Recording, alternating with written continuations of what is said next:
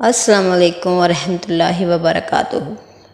حضرت ابو حنیدہ وائل بن حجر رضی اللہ تعالیٰ عنہ سے روایت ہے کہ سلمہ بن یزید جعفر رضی اللہ تعالیٰ عنہ نے رسول صلی اللہ علیہ وآلہ وسلم سے پوچھا، اے اللہ کے نبی صلی اللہ علیہ وآلہ وسلم، اس کی بابت ارشاد فرمائیے کہ اگر ہم پر ایسے برے حاکم مسلط ہو جائیں کہ وہ ہم سے تو اپنا حق مانگیں لیکن ہمیں ہمارا حق نہ دیں تو ہمارے لیے آپ کا کیا حکم ہے؟ آپ نے اس سے اراض فرما لیا۔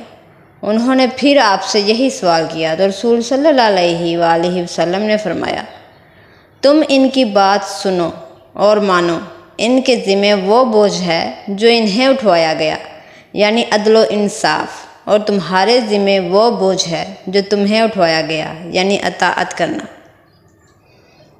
فوائد و مسائل۔ مطلب یہ ہے کہ حاکم اور رایا دونوں کی اپنی اپنی ذمہ داریاں ہیں۔ جو بھی اس میں کوتاہی کرے گا اس کا بوجھ اس پر ہوگا اور اس کا خمیازہ اس سے قیامت کے روز بھگتنا ہوگا۔ لیکن اس بات کی اجازت نہیں ہے کہ اگر حاکم اپنی ذمہ داریوں کی ادائیگی میں کوتاہی کریں تو رایا بھی اطاعت سے انکار کر دے۔ اس لیے کوتاہی کا علاج کوتاہی سے ممکن نہیں، اس طرح مزید فساد ہوگا۔ حضرت عبداللہ بن مسعود رضی اللہ تعالیٰ عنہ سے روایت ہے، رسول صلی اللہ علیہ وآلہ وسلم نے فرمایا، میرے بعد خود غرض حکمرانی ہوگی، یعنی سارے مفادات خود ہی سمیٹ لینے کی ہوس، یا دوسرے معنی میں اپنوں کو ترجیح دینا اور دیگر امور جنہیں تم برا سمجھو گے۔ صحابہ کرام نے عرض کیا، یا رسول اللہ صلی اللہ علیہ وآلہ وسلم، آپ اس شخص کی بابت کیا حکم فرماتے ہیں جو ہم میں سے یہ زمانہ پالے؟ آپ صلی اللہ علیہ وآلہ وسلم نے فرمایا، تم اپنا وہ حق ادا کرنا جو تمہارے ذمہ ہے، اور جو تمہارے حقوق حکمرانوں کے ذمہ ہیں ان کا سوال تم اللہ سے کرنا۔ فوائد و مسائل۔